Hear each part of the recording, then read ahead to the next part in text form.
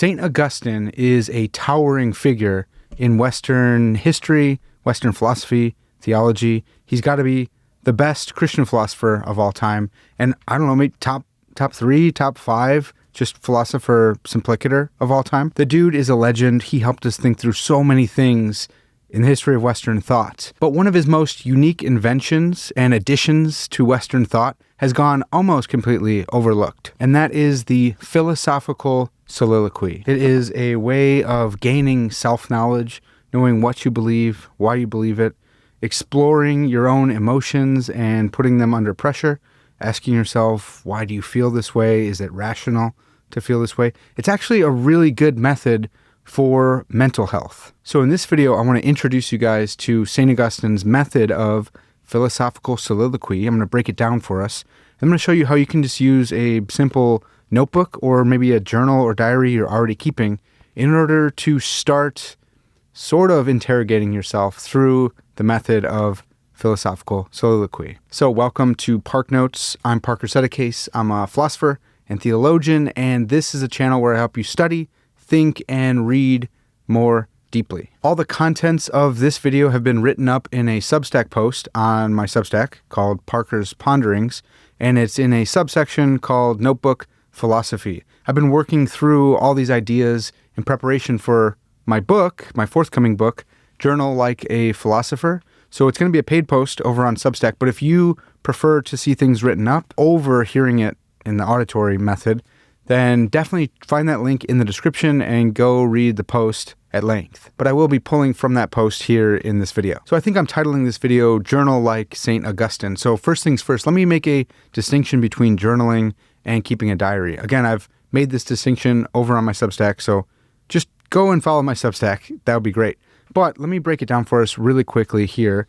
A diary is different than a journal.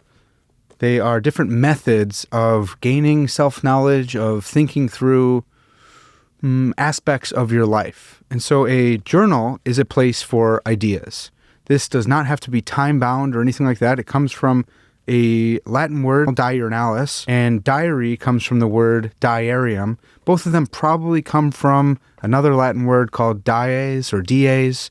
Not sure the right pronunciation, but it means day or daily. So while initially they both may have had to do with daily entries, journals don't really have to do with daily entries any longer. Journals are places for ideas. We know this because we have things like academic journals. Academic journals aren't entries of your emotions or events or experiences. It's your ideas. You write up a journal article and you submit it to an academic journal. And if they think they're good ideas or good research or good summaries or book reviews, then they will use their thoughts to approve or disapprove. If they think they're good, they're going to approve, and your ideas are going to make it into that academic journal. And so journals are places for ideas. The personal journal, likewise, is a place for your own ideas. Maybe these are ideas about someone else's ideas or thoughts about someone else's thoughts, if you want to split hairs between ideas and thoughts, but these are your thoughts, and it's a collection of them. It doesn't really matter when you thought of them because it's kind of an atemporal aspect. What matters is the content of your thought, not necessarily when that thought happened or what prompted that thought. Just, is this a good thought or not? Let me think through it on the page. Now, a diary, on the other hand, again, coming from the word diarium, still does sort of have that daily aspect to it. A diary is a collection of your events and experiences and emotions. And these are best kept daily. If you're adding entries every single day, you're going to have a good diary to pull from. You're going to have a bunch of information about yourself and your feelings and your experiences and the events that happened to you or that you lived through.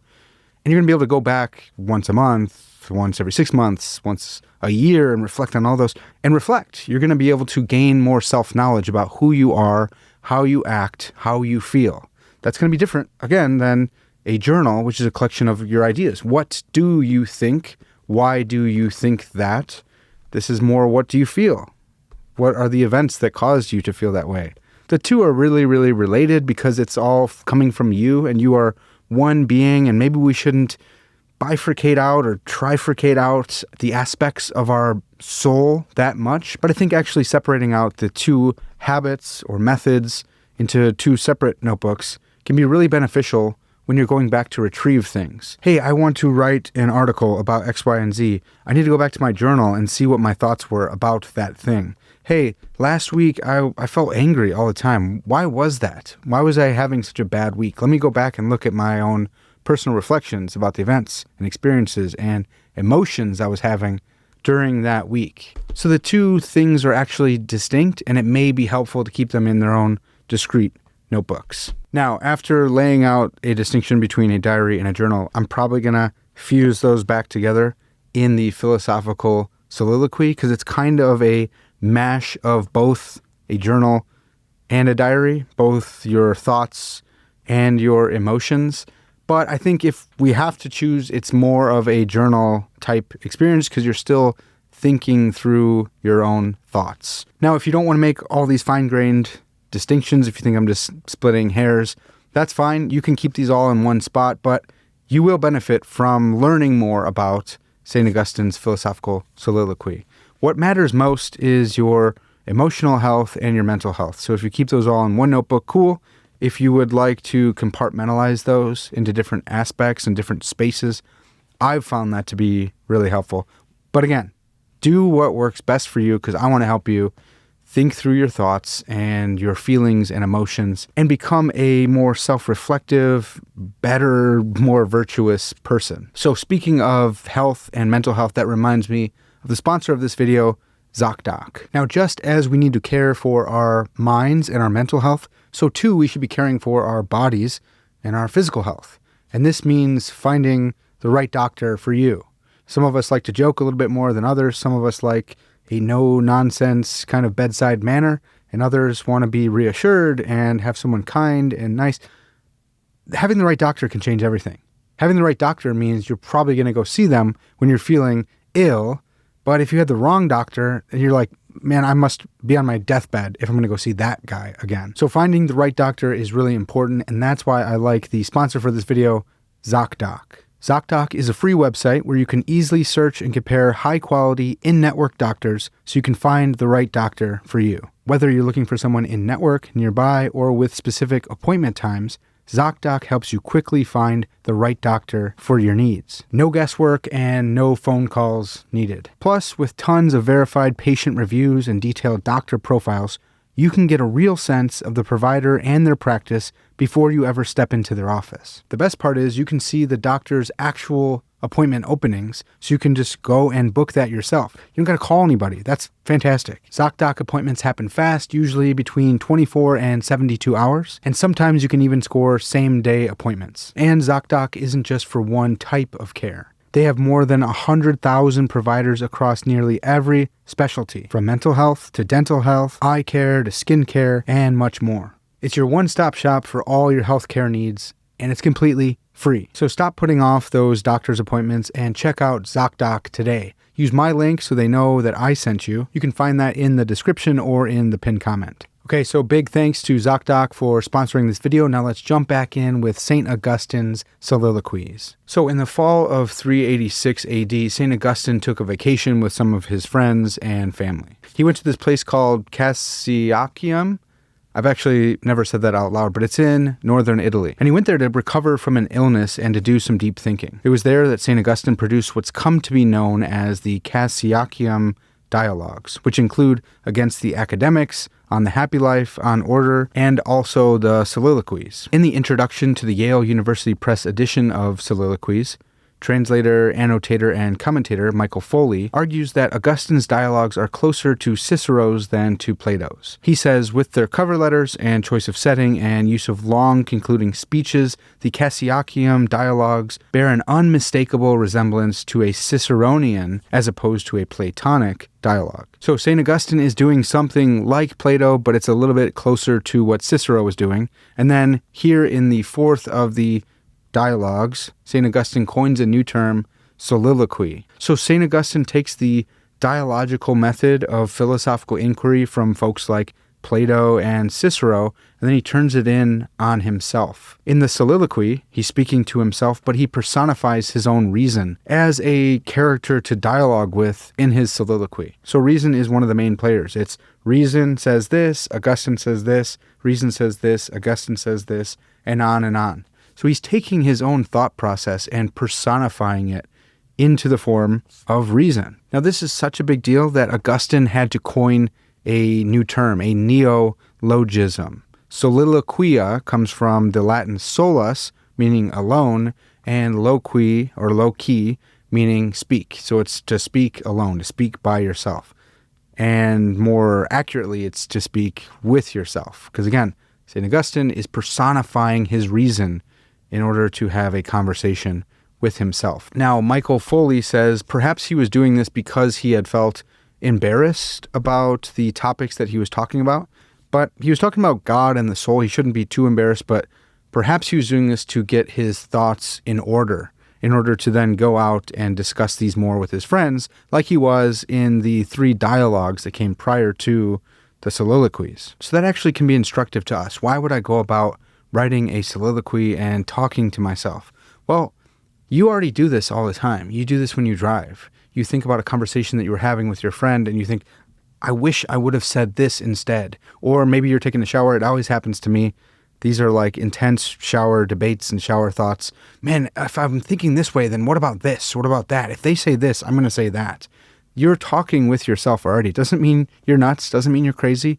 This is actually a really helpful, beneficial, healthy thing to do. So long as you're not only talking to yourself, and so long as those thoughts in your head are not telling you to do like crazy, evil, wicked things, definitely, go get some help for that. But talking with yourself, reasoning things out dialogically, that's what we do all the time. This is like the best of analytic philosophy today. Analytic philosophy prioritizes logic and rigor and souping up someone's arguments in order to knock down the best version of that argument. But in order to do that, you have to dialogue with yourself. And so Augustine was doing this way back in 386 AD, and he was just being really blunt about it.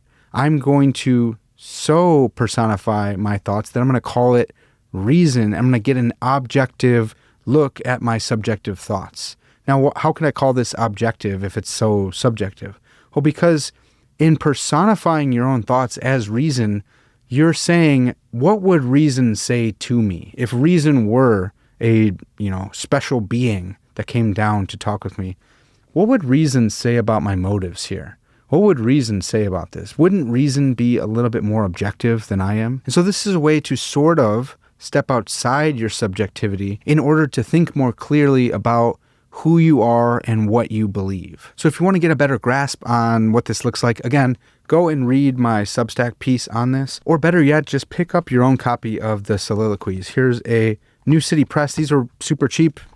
I would grab one of these. Or if your pockets are full, maybe you would pick up the Yale edition with the full commentary. This book's fantastic, but again, I'm writing a book where this is going to be a chapter of that book. So I can justify this. If you can't, then just grab this one. But you can see it's pretty simple. It's just Augustine, and then it's a colon, and then what Augustine said, and then below that it's reason, and then a colon, and what reason said in response. It's literally just a dialogue. It's not a short story. It's not pitched as a fiction or anything like that.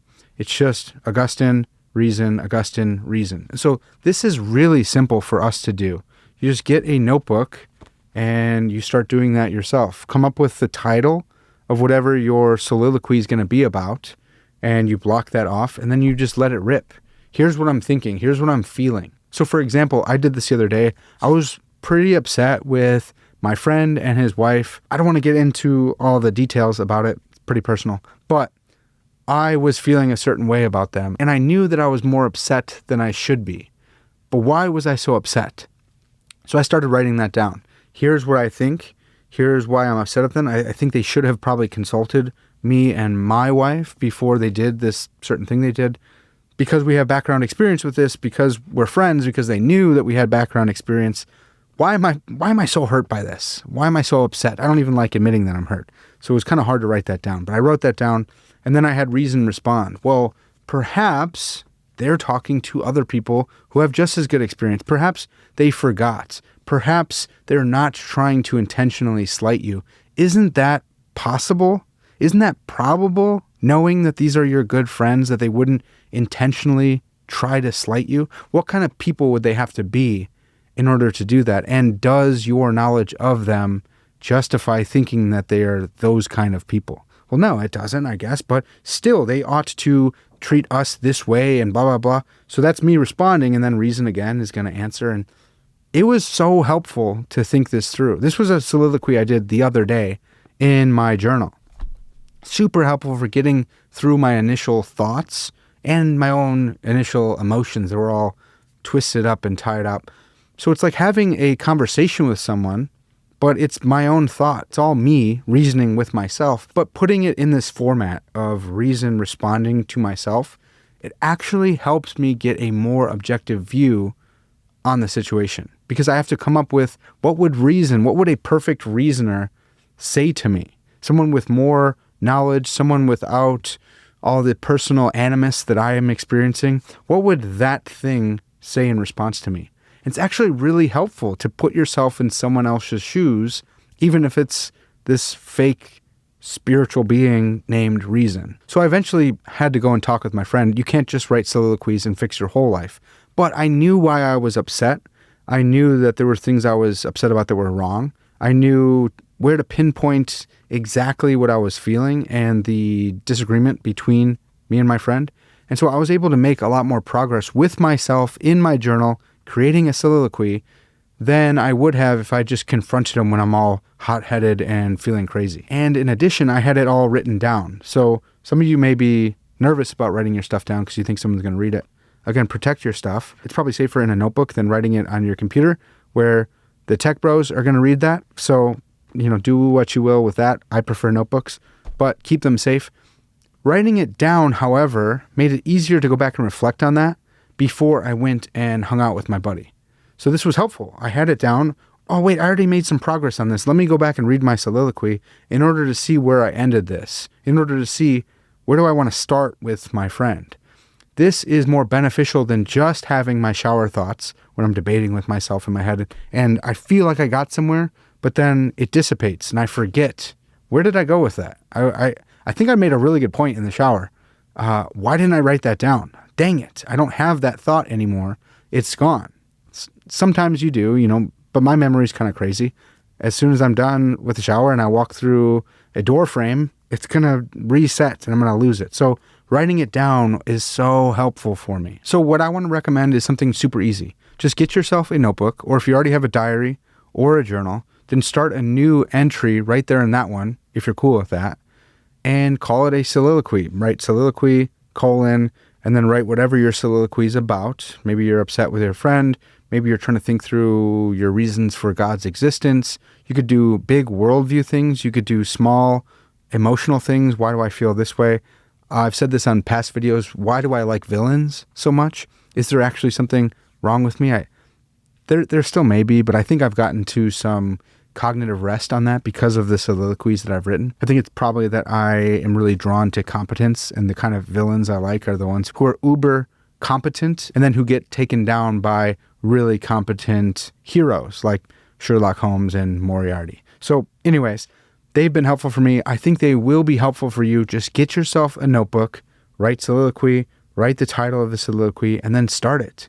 Here's what I'm feeling. Here's what I'm thinking. And then think that through. How would reason respond to me and this point or this complaint or whatever I'm writing down? How would reason respond? Okay, then you write down what reason would say, and then you respond back to that. And when you're writing a soliloquy, reason is right and you're wrong. That's just a practical point. You're wrong. That's how you're going to get through this. Reason is the perfect, rational reasoner. So let them win. Let them beat you. That's cool. It's still all you. It's still all your thought. But practically speaking, that's what St. Augustine did. That's what I do. I think it's really helpful. I am the one who needs help. I am the one who needs my perspective to change. I am the one who needs to grow and gain self-knowledge. That's what I need. Reason is complete. Reason doesn't need to change. So reason is going to come through and help me. So a practical point, reason is always right. You are the one who's wrong in your philosophical soliloquies. So this is actually a really ancient and cool method for getting clear on what you believe, why you believe it, what do you believe about your emotions and the events you've lived through and your experiences. It's a nice little blend between a journal and a diary. I think it's still leans more towards the journal side because you're still doing the cognitive work of thinking through all this stuff. But this is something that St. Augustine literally invented and has really fallen out of style. But I think that we should bring this back. It's been really helpful for me. So I think you should at least try it. If you try it and you don't like it and you think it's weird, that's fine. But at least you can say you tried it. So you should try this today in order to get clear on what you believe and why you believe it. And let me know in the comments, did you like it? Did it help? Or did it not? And if you think it didn't help, then please leave me a comment because I need to know. I would love to get more data from you guys on whether or not this is a good practice for more people than just me and St. Augustine. Now, maybe you start doing soliloquies a lot and you get really good at them. You get really good at thinking through your ideas and stuff, and you want to do something more. You want to maybe write it into a story. I think some of the best philosophical stories are actually a form of soliloquy. I think any fiction novel that is thinking through deep philosophical ideas, they're going to incorporate some idea from outside of themselves, and then they're going to debate it in their minds, and they're going to write down that dialogue that they were having up here. So you see this in Dostoevsky with things like The Brothers K. He is having amazing dialogues on really big philosophical and theological ideas, and his characters have so much character. They're so rich because you can see that these were real ideas that Dostoevsky took from the world that he was living in, from the conversations he was either having or listening to, and he put them into his stories and he personified them as people, as brothers, and then he's debating them both in his mind and through his own characters. So we see this come out in really good